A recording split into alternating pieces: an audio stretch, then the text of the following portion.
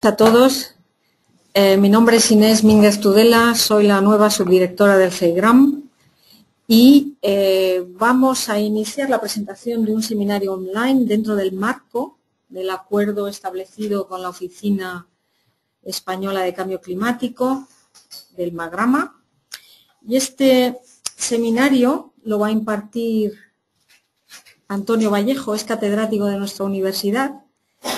Y tiene un perfil muy adecuado a la charla porque desde su tesis doctoral titulada Preparación de nuevos fertilizantes de liberación controlada, que fue la primera tesis en España sobre el tema, pues ha ido centrándose en el tema de fertilizantes nitrogenados. Sus líneas de trabajo han estado alrededor de fertilizantes de liberación controlada, lavado de nitrógeno en sistemas agrícolas, balance de nitrógeno y métodos de diagnóstico de la disponibilidad de nitrógeno, emisiones de gases de óxidos de nitrógeno y amoníaco y, por lo que se puede ver, se ajusta muy bien al tema de emisiones de gases de efecto invernadero en la agricultura. La agricultura es uno de los sectores que emite gases de efecto invernadero no tan enorme como las áreas de uso del petróleo, transportes o las áreas relacionadas con el consumo de energía por los centros de datos, pero sí que podemos hacer todavía un esfuerzo para disminuir estas emisiones.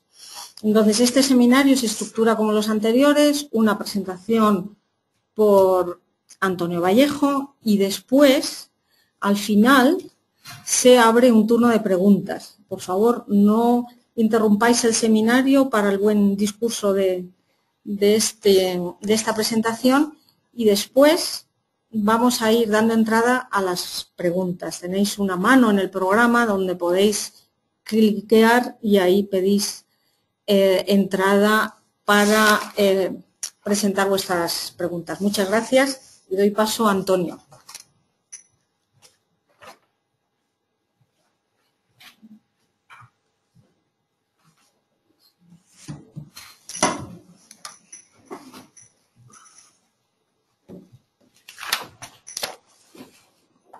Buenos días, muchas gracias, Inés.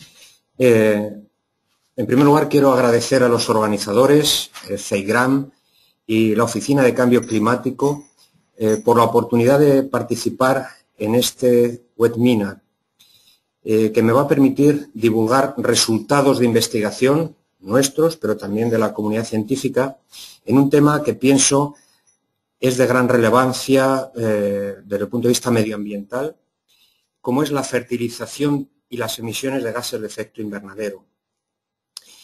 El resultado de las investigaciones realizadas en este tema pienso que pueden contribuir de manera importante para establecer estrategias de mitigación. El esquema de la presentación, en primer lugar, lo que haré será una breve introducción sobre la importancia del N2O en suelos agrícolas, destacando los mecanismos de producción más importantes. A continuación, centraré el estudio en la fertilización nitrogenada y sus efectos en las emisiones, y para ello he utilizado varios estudios de revisión bibliográfica que incluyen metaanálisis. Saben que un metaanálisis es un estudio estadístico que permite obtener, a partir de una revisión bibliográfica importante, conclusiones más sólidas. A continuación, y de forma breve, abordaré otro tipo de emisión que se produce en los suelos agrícolas, que es el metano. Intentaré caracterizar el efecto que tiene la fertilización nitrogenada sobre estas emisiones.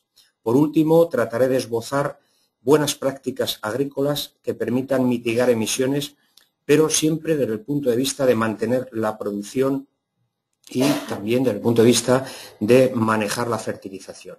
La charla va a durar como unos 30 minutos y a partir de entonces daremos turno a las preguntas. Como todos saben, el N2O es un gas de efecto invernadero que procede del suelo junto con el CO2, con el metano, y este es de los tres el gas que más capacidad de calentamiento tiene.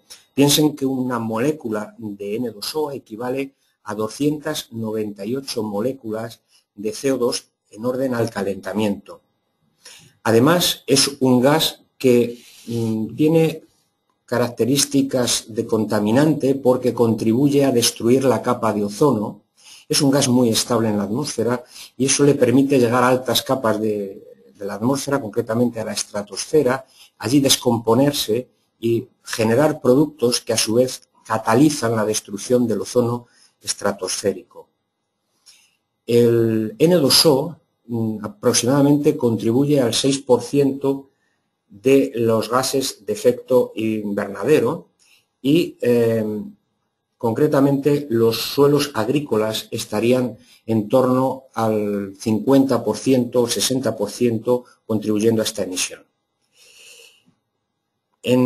Concretamente, los suelos cultivados se ha estimado que están en torno a los 3,3 teragramos de N2O de nitrógeno año, mientras que los suelos de pradera lo hacen o aportan aproximadamente 0,8 teragramos de N2O año. En los últimos años ha habido un incremento muy importante de la emisión de N2O que se atribuye fundamentalmente al uso de fertilizantes, tanto minerales como orgánicos. Se estima que aproximadamente 1 kilo de fertilizante puede producir en torno a 30 a 50 gramos de N2O por kilo. Lógicamente aquí incluimos emisiones directas y emisiones indirectas. Emisiones directas son las que se deben a la aplicación, e indirectas serían otras que se generan tanto en la producción como con posterioridad a la aplicación, de las que luego hablaré también. La previsión sobre la emisión de N2O es en principio algo negativa para los próximos años, porque se prevé un incremento notable del consumo de fertilizantes nitrogenados.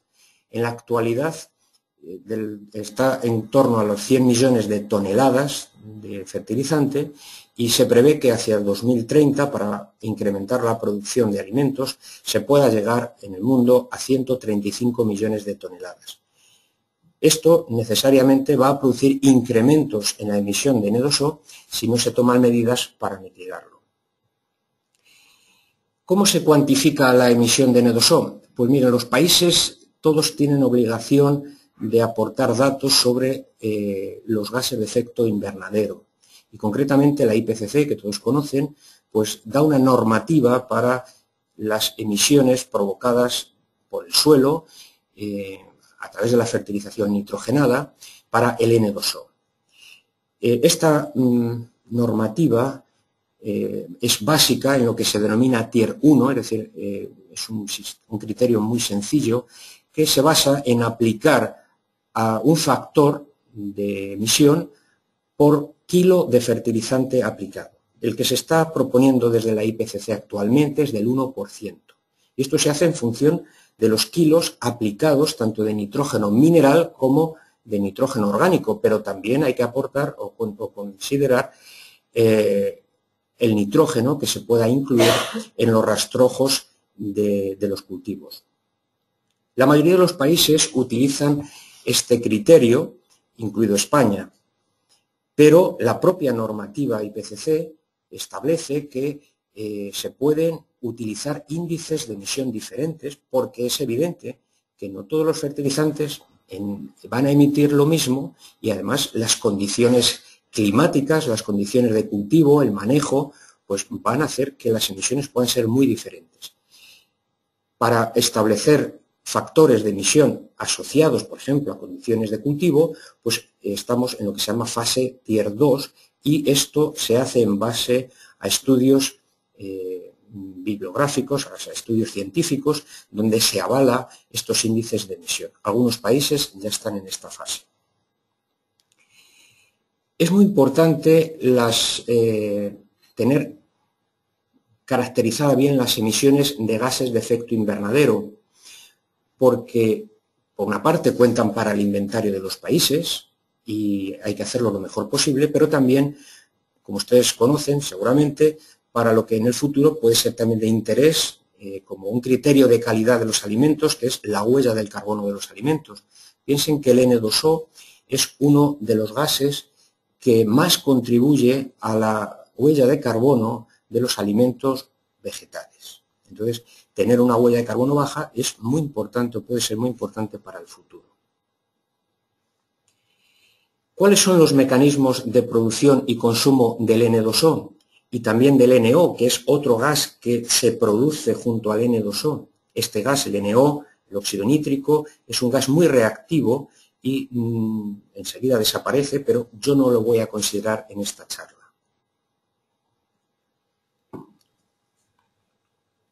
Pues los mecanismos de emisión están insertos en el ciclo del nitrógeno.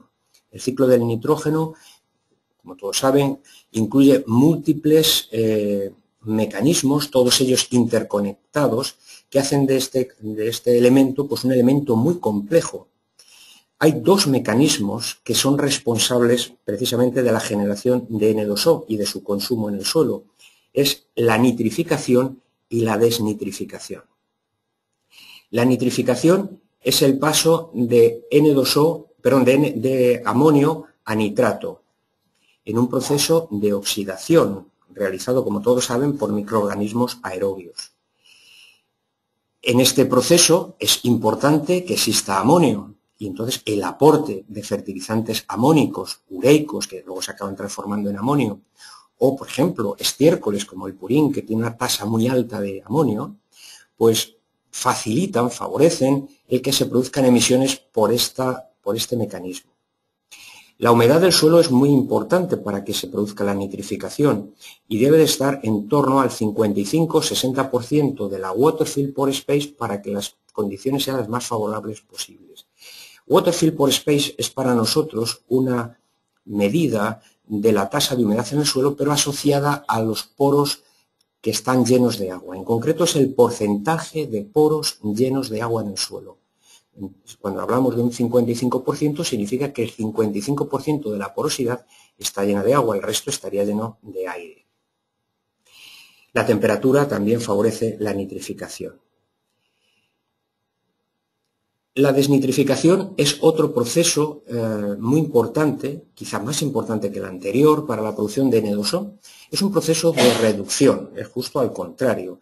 Las formas oxidadas de nitrato pasan a formas reducidas, como es el óxido nítrico, el N2O o el propio N2.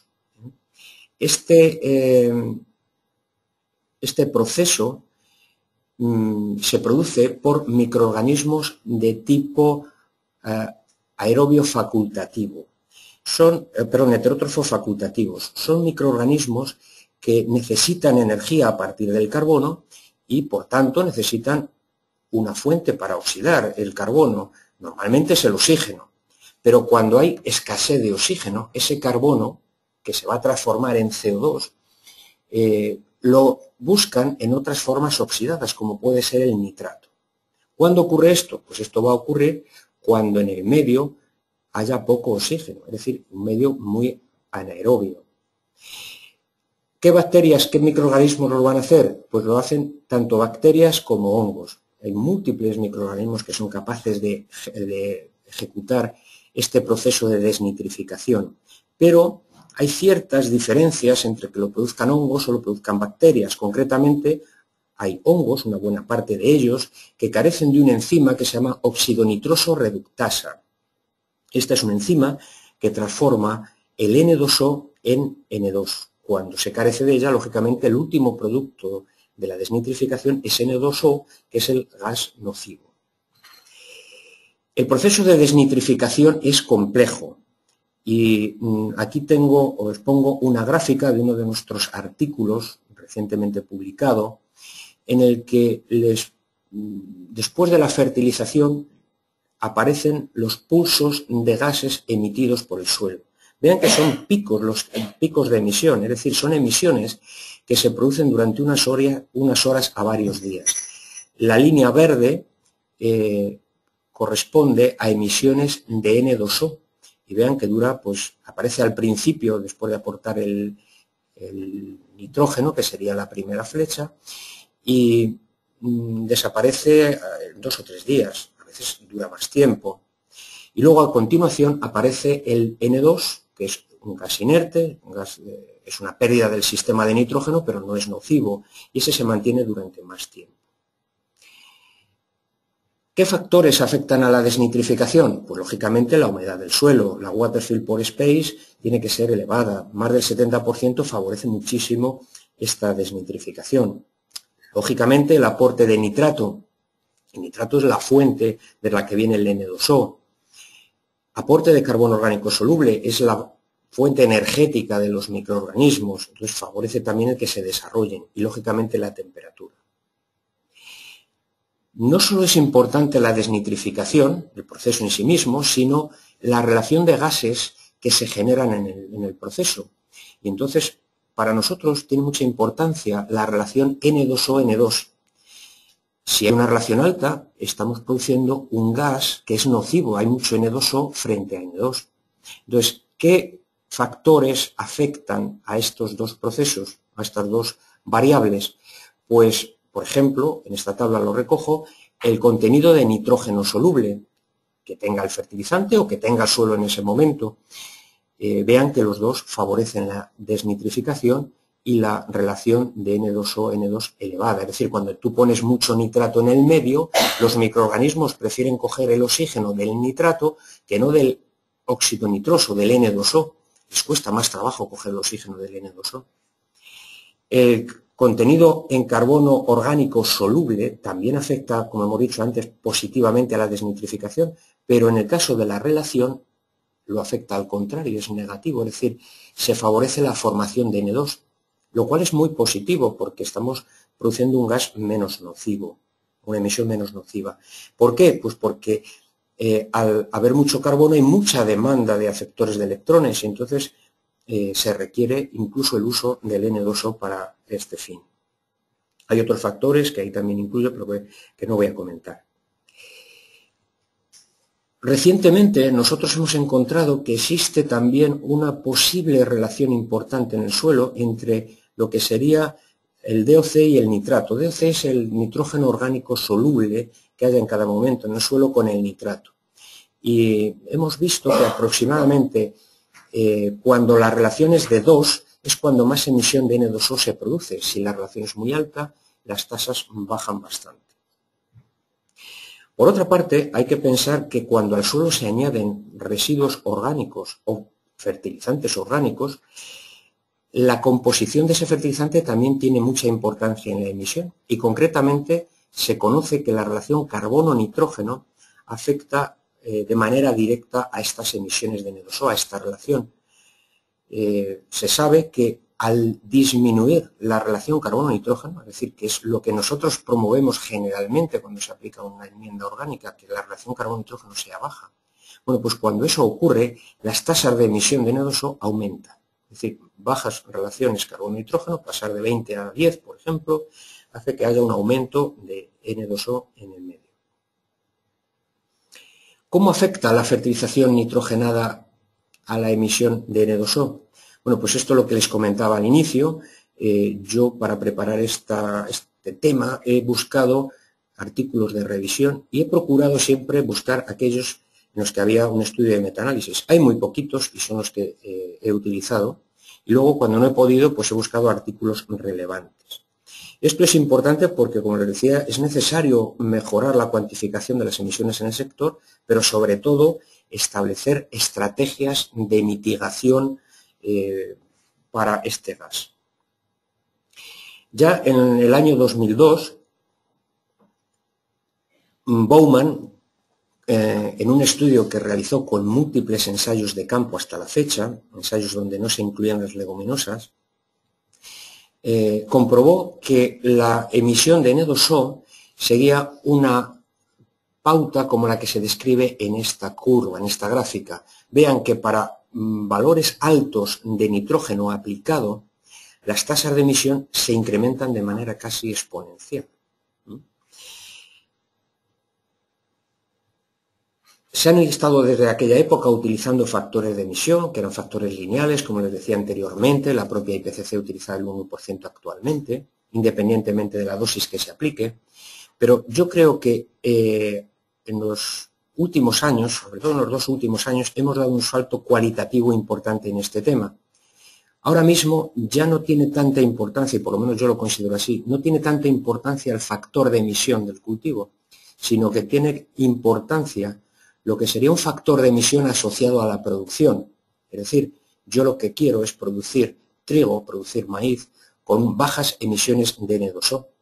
Evidentemente, si he hecho poco fertilizante, tendría siempre bajas emisiones de N2O, pero eso me perjudicaría en la producción. Entonces, se ha establecido índices que relacionan la emisión con la producción, y concretamente Van Groeningen en el año 2010 ha propuesto un índice que le denominamos Yield Scaling 2O, que relaciona los kilos de nitrógeno en forma de N2O emitidos por hectárea partido por el nitrógeno absorbido por la biomasa aérea, esto en porcentaje.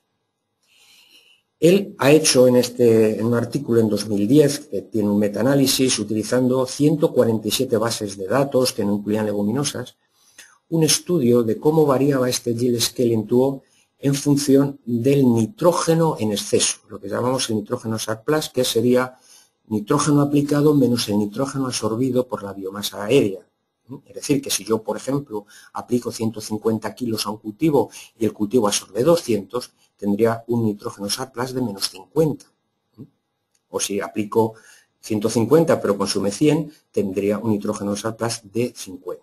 Bueno, pues el metaanálisis que ha efectuado pone de manifiesto que el yield scale aumenta cuando cuando tenemos exceso de nitrógeno en el medio. Y vean que, por ejemplo, esto a partir de 30 o 40 lo hace de forma exponencial. Estos mismos autores comprobaron, haciéndolo de otra forma, que el Yield Scaling 2O disminuía con otro índice que usamos mucho en el mundo del nitrógeno, que es el Nitrogen Use Efficiency, que relaciona o identifica cuánto nitrógeno ha sido utilizado por el cultivo. Vean que al aumentar las tasas de utilización de nitrógeno por el cultivo, disminuye de manera importante el Yield Scaling 2O. Es decir, estamos favoreciendo el que haya una emisión menor por kilo de producto producido. Con respecto al tipo de fertilizante, no tenemos claramente un efecto, o sea, no hay claramente un efecto y no hay ningún metaanálisis efectuado a nivel general. Si comparamos, por ejemplo, la urea o el nitrato potásico, que lo hay en algunos artículos, y yo he cogido precisamente uno de los nuestros últimos, en el que utilizábamos en fertirrigación de melón urea frente a nitrato potásico, vean cómo la urea emite en torno a 190 gramos de N2O por hectárea frente al nitrato potásico, que lo hace entre 66 y 94.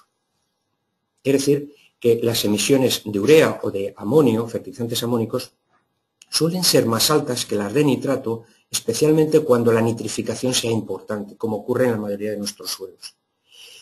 Esto se ve en otros artículos, en otros climas también, pero también se ve lo contrario, es decir, en este punto hay controversia. ¿Cuándo ocurre la controversia?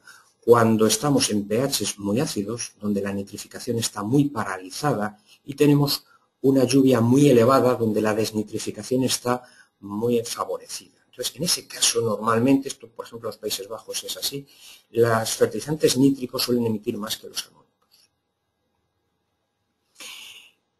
Los inhibidores de la nitrificación, que como ustedes saben inhiben el proceso de la nitrificación, y entre ellos los que actualmente se comercializan son el DCD y el DMPP,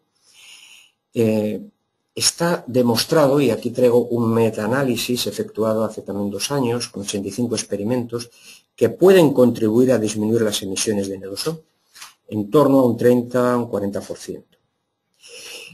Nosotros, en estudios nuestros, también tenemos este mismo efecto. Vemos que hay una disminución importante de la emisión de N2O. Con fertilizantes de liberación lenta, que estos mismos autores hicieron el metaanálisis, también se demostraba que había un efecto de mitigación de la emisión de N2O, pero que era fundamentalmente importante en los suelos de pradera y menos en los suelos de cultivo. Yo en este punto no lo propondría de momento como estrategia, porque el coste de este tipo de fertilizantes es demasiado elevado de momento, a veces varias veces más que el propio nitrógeno mineral, y para el efecto que en sí mismo produce.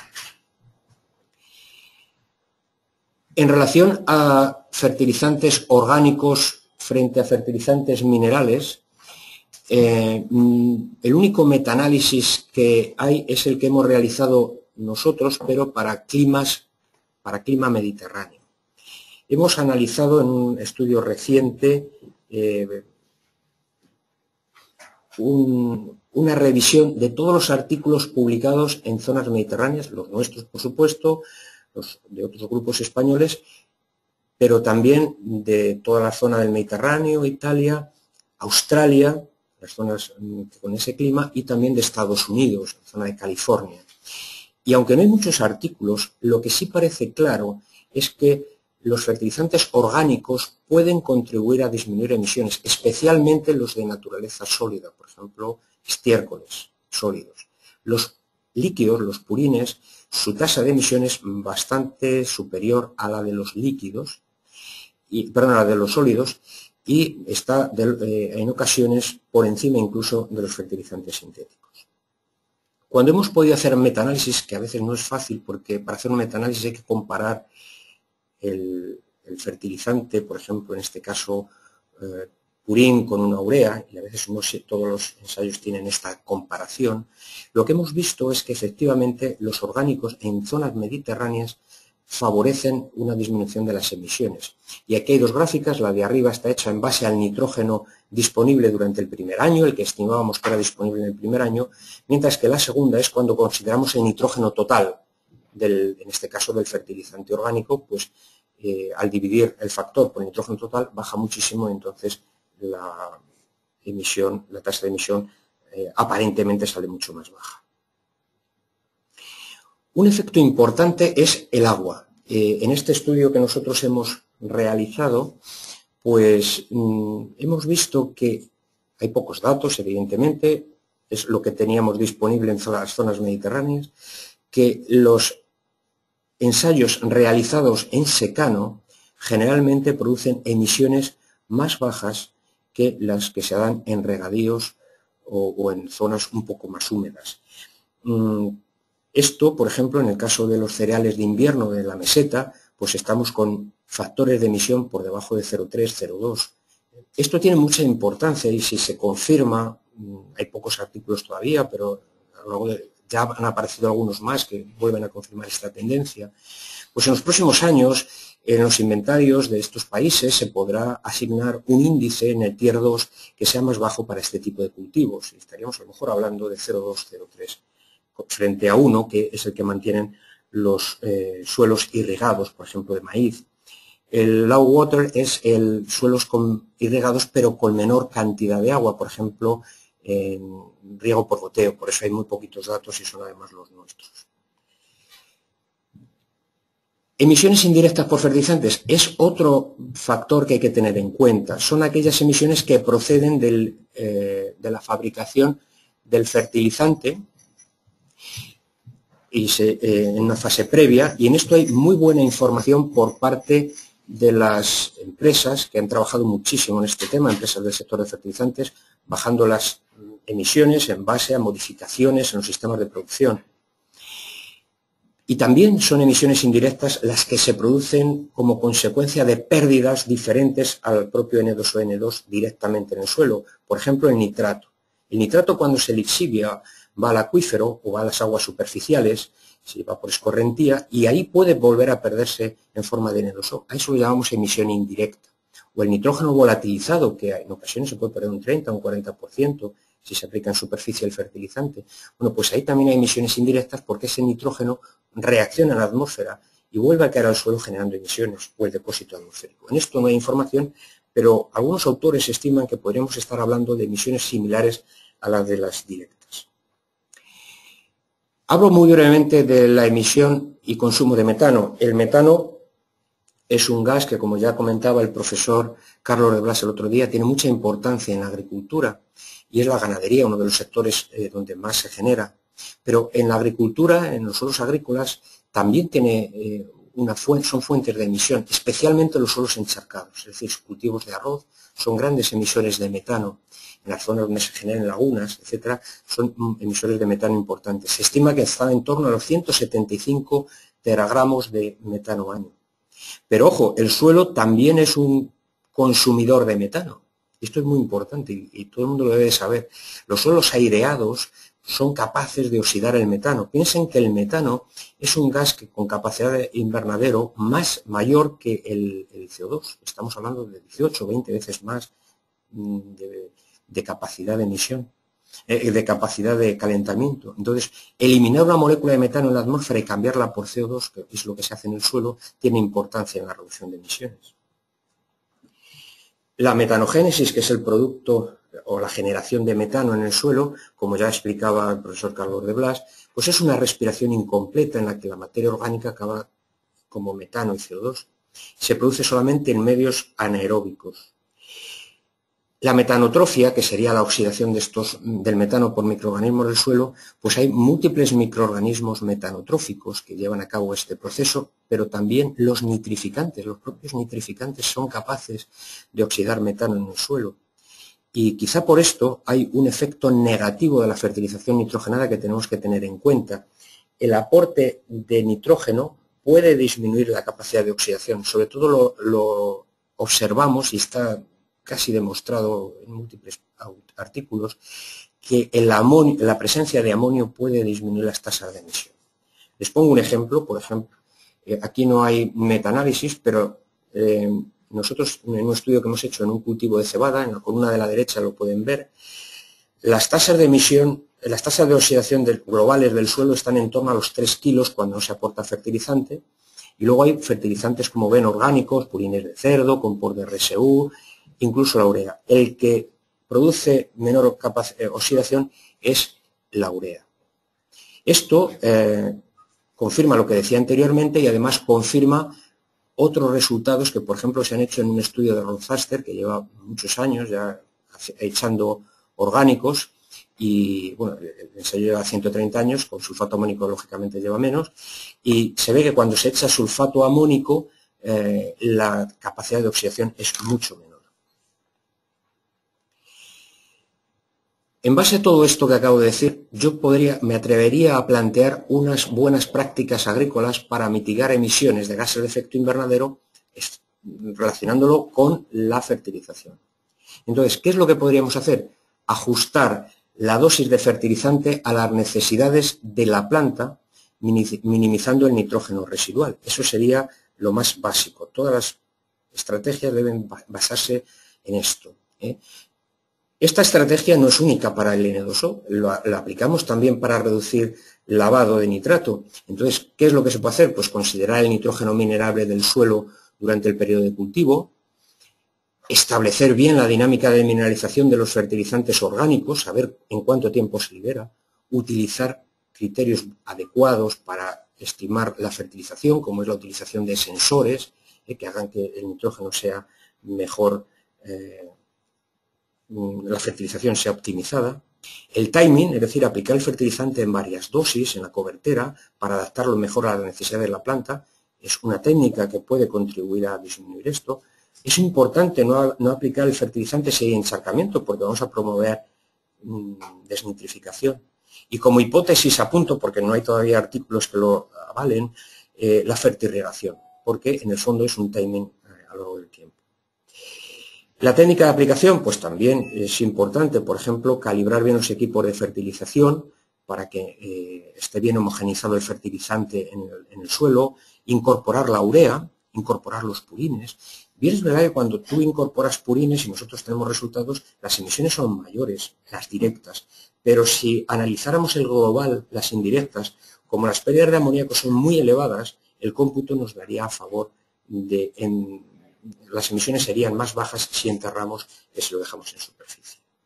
Es importante también la técnica de cultivo, por ejemplo, el uso de cultivos captura, que nos van a disminuir, sobre todo en nuestros climas mediterráneos, el nitrato en la época de otoño, donde se van a producir precipitaciones importantes, donde va a haber lavado de nitrato, pero también va a haber desnitrificación importante. Entonces, estos cultivos pueden contribuir a reducir emisiones. La rotación con leguminosas. La IPCC no considera a la leguminosa como su aporte de nitrógeno no se computa en el balance de N2O porque viene del propio N2 atmosférico. Solo se computa cuando se entierra el residuo de la leguminosa. Entonces, una rotación con leguminosas, estás aportando nitrógeno sin necesidad de generar N2O en el medio. Y yo propongo también, pues a veces, utilizar rotaciones con cultivos de raíces profundas para eliminar el nitrógeno de las capas más profundas. Mejorar el uso del agua, eso es evidente, especialmente en nuestro clima. Hay que promover un buen uso del riego, procurar que no se encharque excesivamente el suelo y, por ejemplo, el riego por goteo podría ser una buena estrategia. Y está claro que el uso de inhibidores de la actividad orgánica, pero especialmente de la nitrificación, puede ser un buen camino utilizados de manera adecuada, es decir, en los momentos apropiados para que generen una eficacia en cuanto al nitrógeno para la planta, pues pueden ser también un buen camino de reducción de emisiones. De hecho, en algunos países, como Nueva Zelanda, lo proponen desde la propia legislación.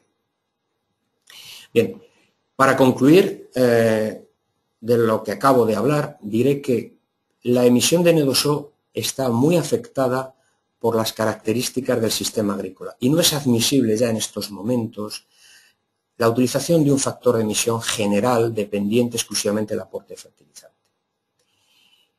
En los sistemas agrícolas, la mitigación de N2O debe enfocarse en la búsqueda de una menor yield scale M2O. Es decir, debemos de conectar la producción con las emisiones, minimizar precisamente la emisión en base a la producción. Que todas las estrategias para mitigar deben estar enfocadas a un uso eficiente del nitrógeno por parte de la planta. Eso es evidente.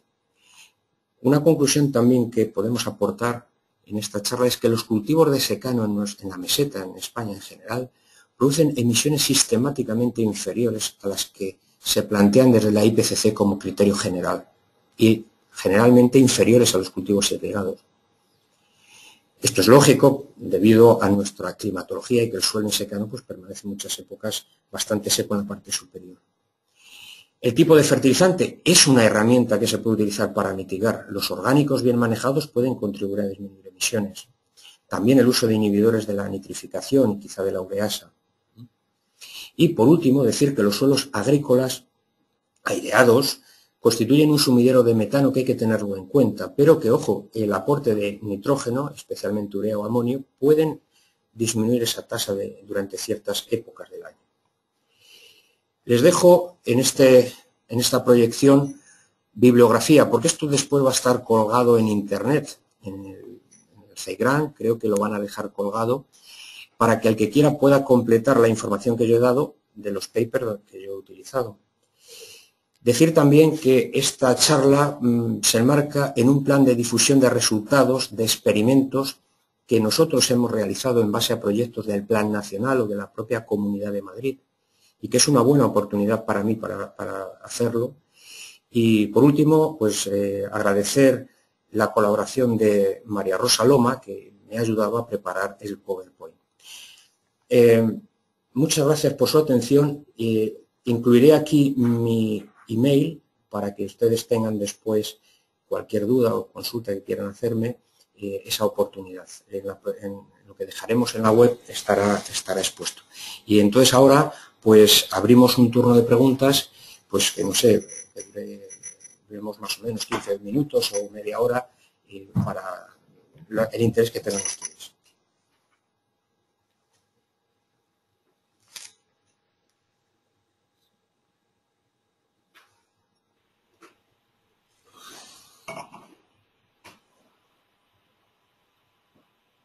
Por favor, según vayáis teniendo alguna pregunta, id levantando la mano y os damos sonido.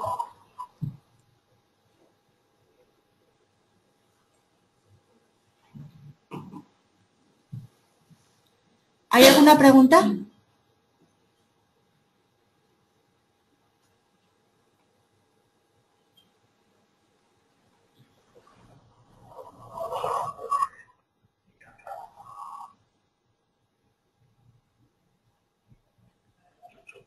¿Nadie quiere preguntar nada? Si queréis alguno de la sala preguntar algo, también podéis.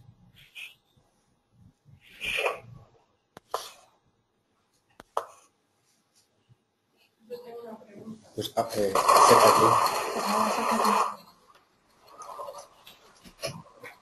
Y en la sala que estamos haciendo la proyección hay varias personas y una de ellas va a hacer una pregunta. Entre el óxido nitroso y el metano, ¿cuál tiene mayor capacidad de calentamiento? Pues el óxido nitroso tiene como 10 veces más capacidad de calentamiento que el metano. He dicho antes que esto es en estimaciones a 100 años, pero que son 298 es lo que se utiliza, mientras que el metano estamos en el entorno de 18 o 20, de CO2, de CO2. Con lo cual el N2O es mucho mayor. Lo que ocurre es que la concentración de N2O en la atmósfera es relativamente baja. Estamos hablando de 320 ppb volumétricas. Esto incrementó desde los años 40, por ahí teníamos unos 290 ppb. Frente al metano, que debemos de tener aproximadamente 1,5 ppm, es decir, estamos en otra escala. Y de CO2 estamos en 350 ppm. Entonces, hay mucha más cantidad de metano en la atmósfera que de N2O. Pero la capacidad de calentamiento como molécula aislada es más la del N2O que la del metano.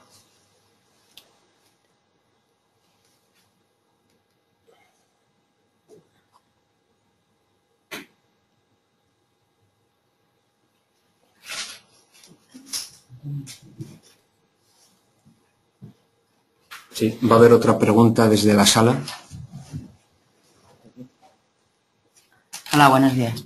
¿Qué influencia tiene el pH en la nitrificación, desnitrificación y emisiones?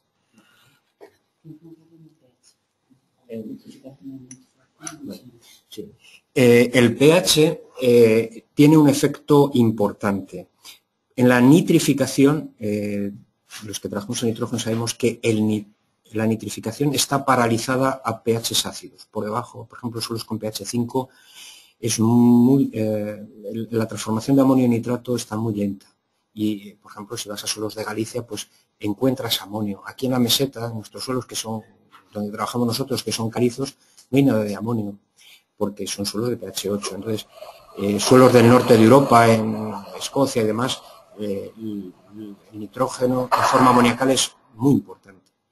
Desde el punto de vista de la desnitrificación, un aumento de pH favorece la desnitrificación. Se ve que favorece la desnitrificación y además baja la relación N2O-N2. Es decir, que por ejemplo en los suelos calizos, lo normal es que haya unas tasas de una relación N2O-N2 más baja que si el suelo fuera de pH más ácido.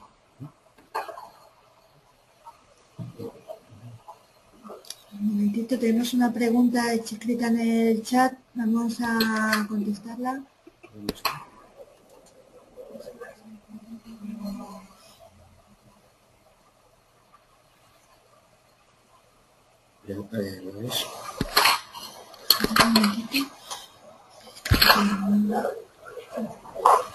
La pregunta es, buenos días, quería saber si hay información sobre las tasas de emisión en cultivos hidropónicos.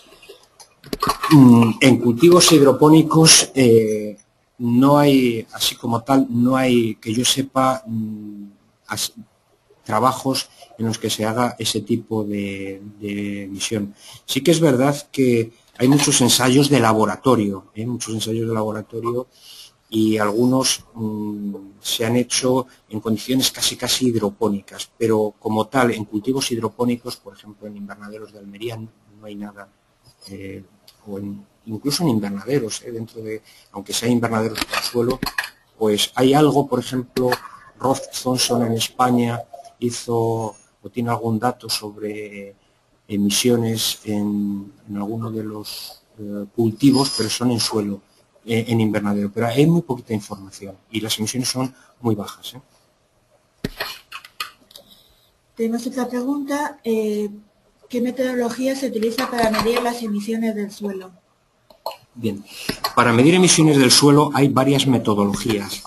La más común es utilizar unas cajas que se ponen, unas cajas que están abiertas, es como si fuera, imaginen una caja de zapatos pero sin tapa, y la ponemos boca abajo sobre el suelo, en un aro o nosotros usamos cajas circulares, entonces se pone sobre un aro, la caja lleva una gomita en la parte inferior y la deja casi estanca. No es necesario que esté totalmente cerrada porque durante el proceso de cerrado pues puede haber un aumento de presión que cambiaría las condiciones, entonces siempre están venteadas las cajas. Ese es el método más habitual. Hay en un proyecto europeo en el que yo he tenido oportunidad de participar y teníamos como fin medir emisiones en muchos sistemas, éramos 30 y tantos grupos europeos, pues hemos llegado a establecer una metodología para captar N2O en sistemas agrícolas con cajas. Tamaño de cajas, o sea, las dimensiones, las alturas, etcétera, el tiempo que se requiere. Piensen que el tiempo más o menos es 1 hora. Tardamos 1 hora, ponemos la caja y a la hora recogemos una muestra de gas. Se hace al tiempo 0, al tiempo 30 minutos y al tiempo 1 hora, eso es casi una norma. Pero luego hay otros métodos, por ejemplo, eso ya tendríamos que irnos a parcelas más grandes, parcelas de agricultor como son los Edicovariant, por ejemplo. Eso es una técnica más sofisticada. En España hasta ahora no hay nada, pero en otros países sí que se está haciendo. Entonces esto ya para, imaginen, emisiones en bosque, pues eso se hace bastante con ese otro tipo de técnicas. Pero si no, para N2O se hace de esta manera. Luego si ya son gases reactivos, como puede ser el NO, el tipo de cámaras tiene que estar abierto y hay que estar pasando un flujo continuo. Bueno, si alguien tiene interés, yo puedo explicarles con más detalle todo esto.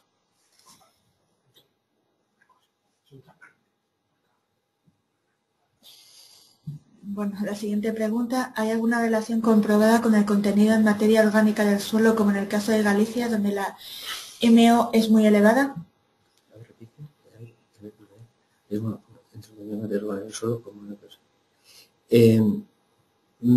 Sí, la materia orgánica del suelo juega un papel muy importante en las emisiones. Es por esto que nosotros no podemos asumir los índices de emisión que nos quieren asignar nuestros colegas del norte de Europa. Al igual que en Galicia, los suelos tienen contenidos de materia orgánica muy altos. Nosotros, por ejemplo, comparábamos suelos de Escocia en un mismo ensayo, en invernadero, con suelos de aquí de Madrid. En suelos de Escocia estábamos hablando de un 3% de carbono y en suelos de Madrid estábamos hablando de un 1%, 1,2% como mucho de carbono. Entonces, las tasas de emisión son muy diferentes. Piensen que el carbono es el elemento clave en estas emisiones, en el proceso de desnitrificación, porque es fuente de microorganismos. Entonces, suelos con mucha materia orgánica, suelos, por ejemplo, de praderas, pues son fuertemente emisores. Entonces sí que tiene mucha importancia. Lo que pasa es que en suelos de Galicia, como una parte es muy ácida, pues ahí también puede tener más importancia la desnitrificación que la nitrificación. Por eso habría que ver el suelo en concreto. Tenemos varias preguntas, vamos a ir intentando contestar de una en una las que están escritas. En el comentario de algunos gráficos se ha mencionado explícitamente que no se consideran leguminosas. Después, en conclusiones, se ha comentado el efecto beneficioso de las dotaciones. ¿Podrías explicar los efectos de leguminosas en emisiones más allá de los cálculos que propone IPCC? Gracias. Bien. En leguminosas hay estudios sobre emisiones de N2O. La leguminosa, nosotros ahora vamos a intentar publicar un paper sobre un estudio que estamos haciendo en un experimento de larga duración, lleva más de 20 años en la Canaleja. Colaboramos con unos socios del INIA, con José Luis Tenorio, que lleva este experimento. Y aquí podemos ver cómo la leguminosa efectivamente durante su ciclo de cultivo produce emisiones. Estas emisiones hay varias causas. Una es el propio proceso de captación de N2O. El Rhizobium es capaz de generar N2O. O sea que, así como otros cultivos, ¿no? El Rhizobium sí. O sea que la leguminosa puede emitir N2O. Además, las raicillas que quedan de la leguminosa se van a descomponer después en el suelo y van a ser un material fácil, con una relación carbono-nitrógeno baja, que hemos dicho que favorecen las emisiones de N2O. Es decir, que la leguminosa sí que emite N2O. Lo que ocurre es que el nitrógeno que captura durante el proceso, en su conjunto, la emisión se considera muy baja y desde el punto de vista del IPCC no lo consideran, porque solo consideran las emisiones que haya desde los fertilizantes orgánicos o minerales o del residuo, pero no de las propias leguminosas. Entonces, el uso de leguminosas es una buena estrategia porque estás captando nitrógeno a coste cero. A coste cero, no te tienes que gastar energía ni emisiones en la producción y algo, lógicamente, emite el propio cultivo. Pero, por ejemplo, en un estudio que acabamos de hacer, pues también lo hemos hecho aquí en Cover Crops, en un experimento de Miguel Quemada que tiene en Aranjuez, vemos que la leguminosa está por debajo sus emisiones que, por ejemplo, si pones un Cover Crops de cebada, porque a la cebada le tenemos que echar algo. Bueno, la cebada está utilizando también el nitrógeno del suelo, o sea, no le echábamos nada de fertilizante, o sea, y está del mismo orden, o sea, que no es muy alto.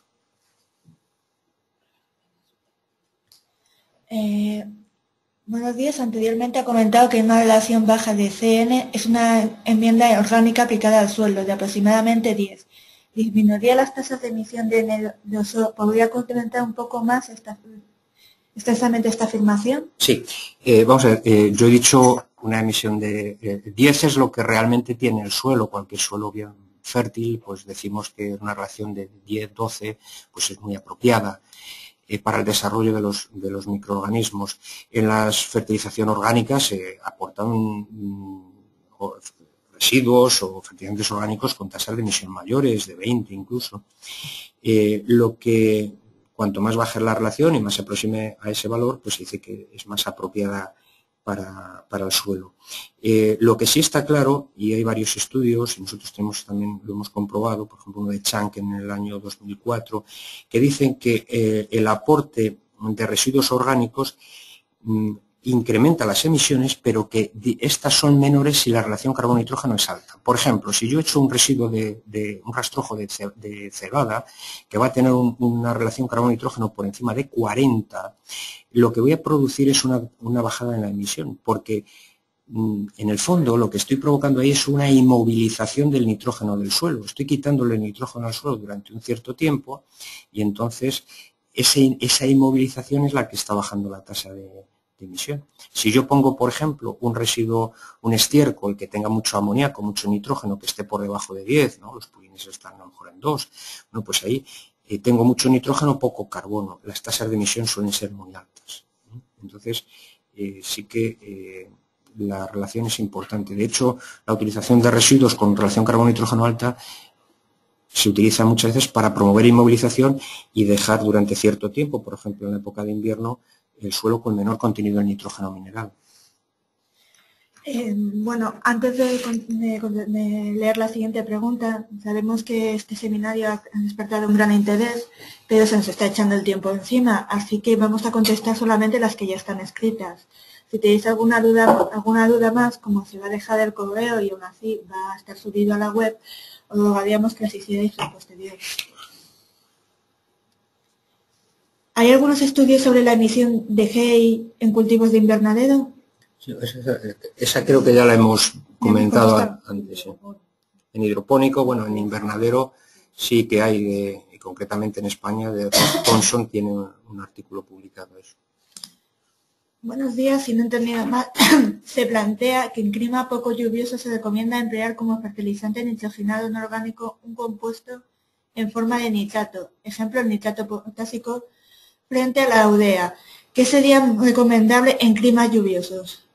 Bueno, vamos a ver, no es exactamente esto así, es decir, yo lo que he dicho, he puesto un ejemplo de comparación de nitrato potásico y urea en fertirrigación. Los dos se emplean, en muchos sitios se emplea más la urea, depende también quién te lo ofrezca, ¿no?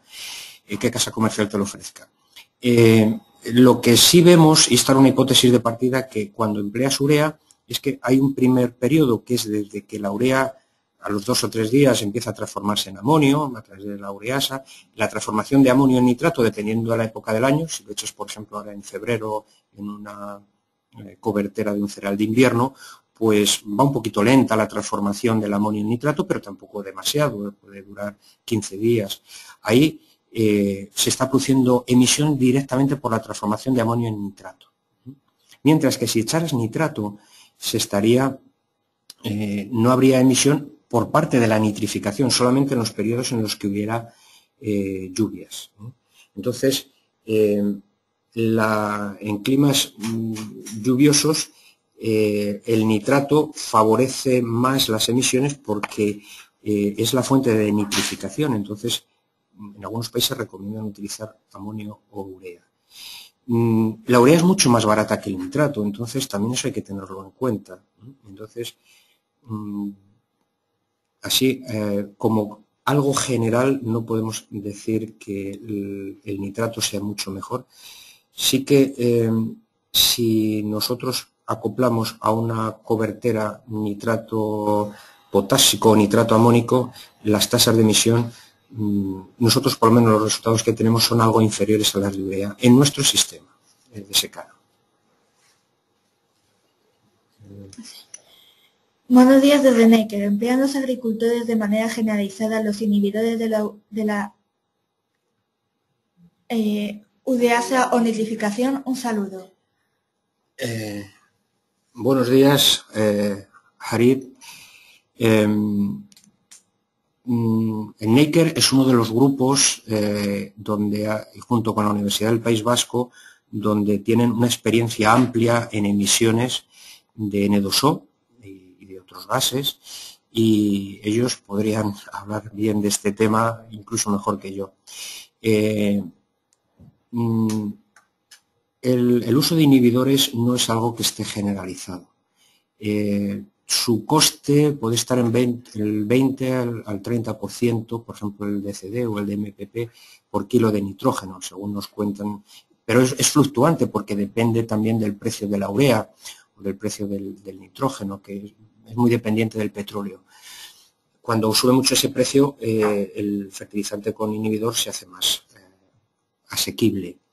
Pero no se está empleando actualmente. Sí que hay países que lo están promoviendo, por ejemplo, Nueva Zelanda. Nueva Zelanda tiene mucho, lo promueven desde la propia legislación como una medida de mitigación y se lo aportan a las propias praderas. Para la orina, que es una de las causas importantes de emisiones en esas praderas, pues contrarrestar el efecto tan fuerte de su mineralización, o sea, de su nitrificación. Pero en principio no se está utilizando, digamos, a gran escala.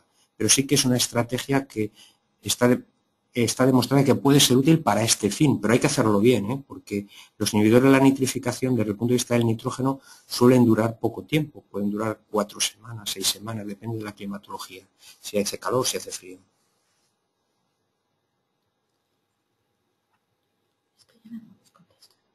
Sí.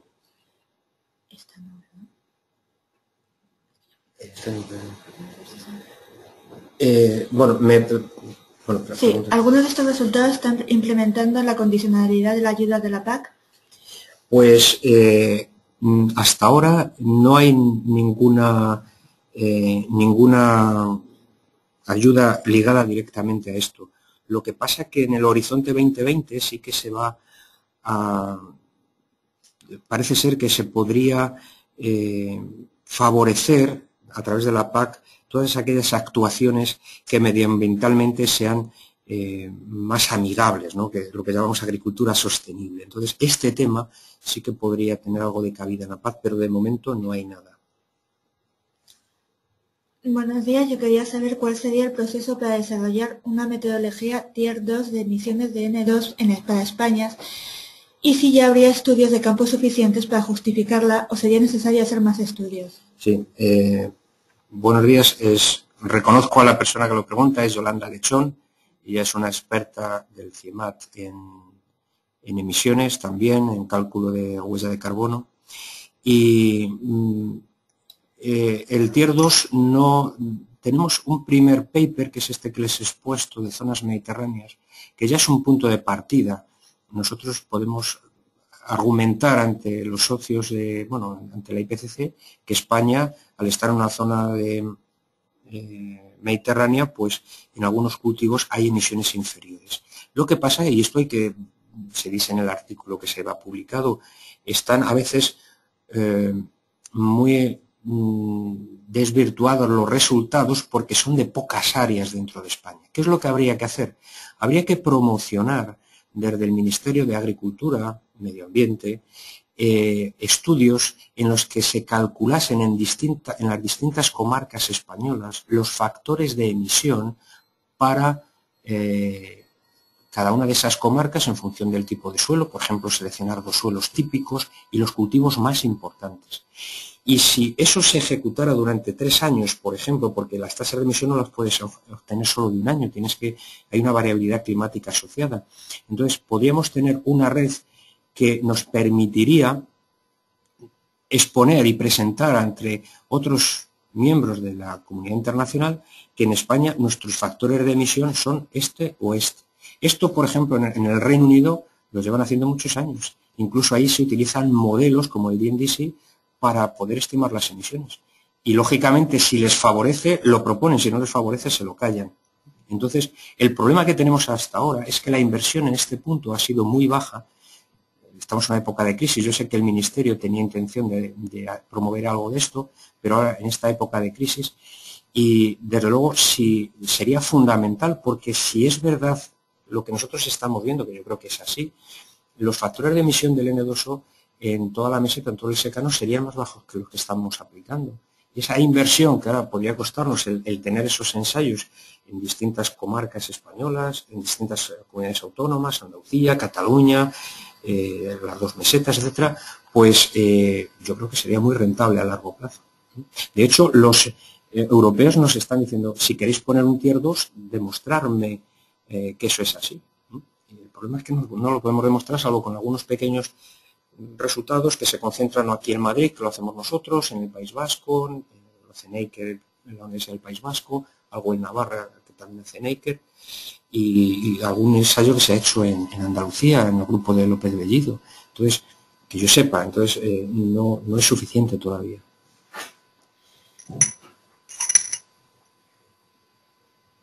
¿Podría, en su opinión, desarrollarse alguna estrategia de fertilización que pudiera ser considerada por el IPCC, Naciones Unidas, como metodología para compensar las emisiones asociadas a la agricultura y, por tanto, validarse como un mecanismo por dicho organismo para el comercio de emisiones? ¿Estrategia o metodología? ¿Qué es lo que dice? ¿Alguna estrategia que te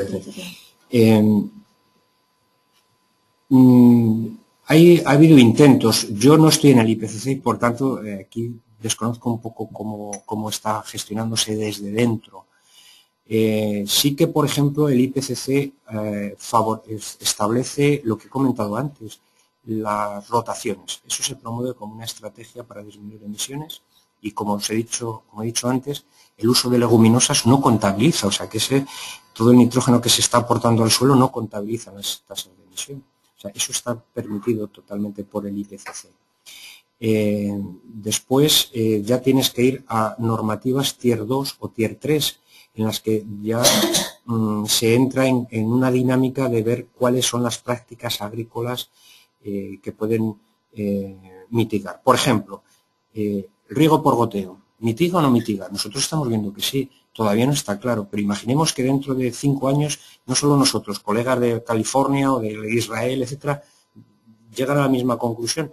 Pues eso se puede proponer como una estrategia de mitigación y todos los cultivos ejecutados de esa manera podrían tener tasas de emisión diferentes, pero las tendrían que asumir los países propios como Tier 2. Pienso, o sea que ahí quizá yo no soy la persona más apropiada para ver cómo se podría gestionar esto. La agricultura de conservación promueve reducir las labores sobre el suelo, principalmente las profundas, lo que minimizaría la aireación del suelo. ¿Usted cree que esto favorecería las emisiones de N2O y la reducción de oxidación de metano? Sí, mira, en agricultura de conservación, como decía antes, nosotros tenemos la suerte de contar con uno de los experimentos más antiguos de España. Estos experimentos de larga duración son joyas que hay que mantener. El de Rochester, que tenía 130 años, lo están manteniendo los británicos. Nosotros debemos de hacer un esfuerzo y mantener este tipo de ensayos. En uno que, como he comentado antes, tenemos la oportunidad de participar en la Canaleja, en Linía, estamos valorando el efecto del laboreo. Entonces, ¿cuáles son los resultados? Hay un metaanálisis que se ha publicado también, no lo he querido incluir aquí porque como estaba muy focalizado hacia agricultura de conservación, pues no estaba más en eso que en la propia fertilización. Un metaanálisis realizado por Kessel el año 2012. Entonces, hay un efecto del laboreo dependiendo de la duración del ensayo. Es decir, en los primeros 10 años, en este estudio de metaanálisis, se pone de manifiesto que el laboreo de conservación, por ejemplo, mínimo laboreo y no, siembra directa, las emisiones son más altas. Y esto tiene lógica porque se está concentrando la materia orgánica en la parte superior del suelo, la porosidad muchas veces disminuye, la densidad aparente del suelo puede aumentar y las tasas de emisión son mayores. El rastrojo, además, el tratamiento de los rastrojos a veces es diferente. En la siembra directa se deja todo el rastrojo, en el mínimo laboreo se deja menos, bueno, depende de los ensayos, ¿no? Pero en laboreo tradicional a veces se retira una parte importante del rastrojo. Entonces, esto es así y parece casi una pauta el que en los primeros años de laboreo, cuando se pasa al laboreo de conservación, hay un incremento en las emisiones del N2O, cuando se va a este tipo de técnicas. Pero a partir de los 10 años ocurre lo contrario. A partir de los 10 años ocurre lo contrario. Nosotros lo que estamos observando es lo siguiente, que normalmente las emisiones más altas se producen en el mínimo laboreo, mientras que el laboreo siembra directa o incluso el laboreo convencional, las emisiones son ligeramente inferiores.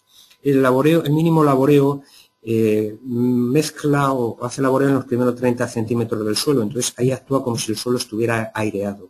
Pero por otra parte, tiene la parte inferior del suelo, donde hay una porosidad baja, donde hay bastante emisión, y entonces pensamos que una parte importante viene de esa zona más inferior, por debajo de los 30 centímetros en el mínimo laboreo. Si yo lo hiciera para un laboreo de siembra directa, ese N2O que está saliendo de la parte inferior, al ir pasando por la parte hacia los horizontes superiores y querer salir a la atmósfera, se va consumiendo por los propios microorganismos. Ojo, son sistemas en secano, donde la fertilización que estamos poniendo es bastante baja. Pero vamos, esta sería un poco la pauta general. ¿Cuándo vamos a poder utilizar factores de emisión propios y no por defecto impuestos por la IPPC? Pues esto no es de hoy para mañana, como comentaba antes. Si por ejemplo ahora nos proponemos utilizar factores propios, tenemos que hacer ensayos en los que demostremos cuáles son los factores de emisión. Imaginemos que decimos, vamos a proponer factores propios para cereal de invierno en la meseta. Quito las zonas más húmedas del País Vasco, otras zonas, ¿no? Entonces, ¿qué tendría que hacer? Pues tendría que hacer ensayos, diseñar bien estos ensayos con unas dosis apropiadas agronómicas, lo que hace el agricultor, de esa fertilización nitrogenada. Comparable con un fertilizante, o sea, con un suelo sin fertilizar, que siempre hay que poner un control sin fertilizar, porque el suelo por sí mismo emite, o sea que cualquier suelo, un suelo de un bosque, está emitiendo también. Entonces, y eso habría que hacerlo durante varios años y sobre todo porque hay una variabilidad climática importante. Y con eso obtendríamos unos factores de emisión y lo haríamos, por ejemplo, en Valladolid, en Palencia, en Sevilla, en Cataluña, en varios sitios, ¿no? En distintas provincias o regiones, eligiendo suelos diferentes, porque claro, no es lo mismo un vertisol en Córdoba que un suelo de yo qué sé, arenoso en la zona de Segovia, ¿no? Entonces, hay que hacerlo en distintas zonas y obtener ahí, para ese cultivo, unas tasas de emisión. Y entonces ahí sí que podríamos aportar un índice general para España o para comarcas o para regiones autónomas. Pero necesitamos años, ¿eh? Y eso requiere una cierta inversión de financiar unos experimentos que no son muy complicados, pero claro, hay que poner dinero. Esto no es fácil hacerlo para los investigadores, porque a veces nos recriminan a nosotros los que investigamos. Hay pocos grupos haciendo esto en España, pero que no seamos capaces de llegar a estos valores. Pero es que nosotros tenemos que, cuando investigamos, no solamente estamos calculando los factores de emisión, estamos buscando otros problemas dentro del sistema, mecanismos, como por ejemplo actúan los desnitrificantes. Hay múltiples ensayos en cómo se puede manejar el sistema, que hace que nuestro objetivo sea avanzar en la ciencia, publicar resultados, con lo cual ahora mismo simplemente imaginaos que yo quisiera publicar el factor de emisión que se produce en Castilla-León, en trigo. No me lo publicaría en una revista de índice de impacto, tendría que irme a una revista muy local. Entonces, eso lógicamente para el investigador es una dificultad. Entonces, tiene que ser algo gestionado por el propio ministerio o las comunidades autónomas que apuesten por esta idea, como han apostado y están apostando en otros países.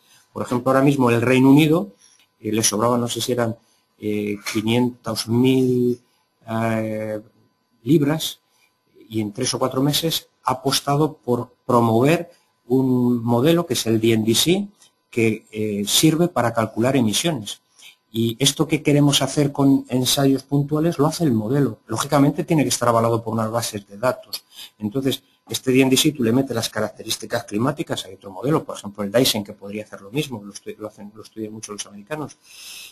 Tú metes los datos de suelo, el nitrógeno que aporta, la lluvia, el riego, etcétera, el cultivo, y al final te dice la emisión que está obteniéndose en esa zona. Esto es un avance más importante, y por ahí está Alemania, está Austria, está Dinamarca, está el Reino Unido. Ya os digo, ha apostado ahora mismo en un tema que estamos participando nosotros, y en 6 o 7 meses se van a gastar $500.000 de libras en hacer esto. Entonces, lógicamente esto requiere una inversión a nivel estatal. Buenos días. ¿Hay estudios sobre la emisión de GI en cultivos de invernadero? No, esa ya lo contestas. Vale. Pues entonces la última pregunta. Las emisiones son de escasas en la cuenca amazónica de Sudamérica, conociendo que los suelos son pobres por materia orgánica. Son escasos en la cuenca amazónica. Sí, conociendo que los suelos son pobres en materia orgánica. En las zonas hay unas emisiones, yo no he hablado de eso porque claro, me he centrado mucho en fertilización. Los cambios de uso de la tierra son cambios que producen incrementos importantes de emisiones de gases de efecto invernadero. CO2, pero también N2O, es decir, que cualquier cambio de uso que se haga en la tierra, eso es importante. Entonces, en el Amazonas hay veces que se están haciendo cambios de uso importantes, se pasa de selva a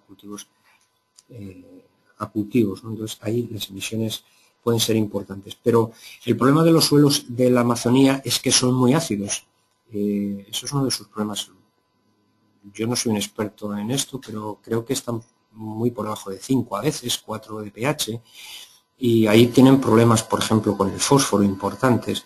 El fósforo, que yo no lo he mencionado aquí, es un problema que afecta a las emisiones también, porque una buena nutrición fosfórica favorece que el cultivo vaya mejor, el que los microorganismos que necesitan fósforo también para sus estructuras puedan desarrollarse. Entonces todo eso está muy relacionado.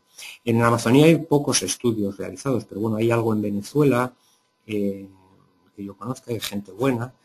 En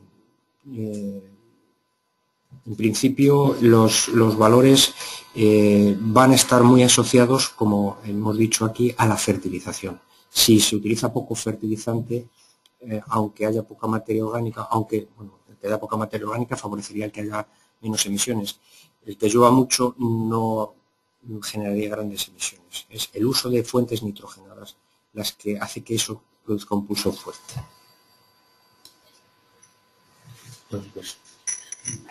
Bueno, pues creo que no hay más preguntas. Yo, por mi parte, agradecerle su atención. Quedo a su disposición para cualquier interés que tengan en este tema y, ya digo, dejaremos en la exposición el correo electrónico. Muchas gracias. Paso con Inés. Muchas gracias al profesor Antonio Vallejo por sus explicaciones y las contestaciones a todas las preguntas. El CIEGRAM anunciará próximamente cuál será la próxima charla online que se va a realizar. Muchas gracias y hasta pronto.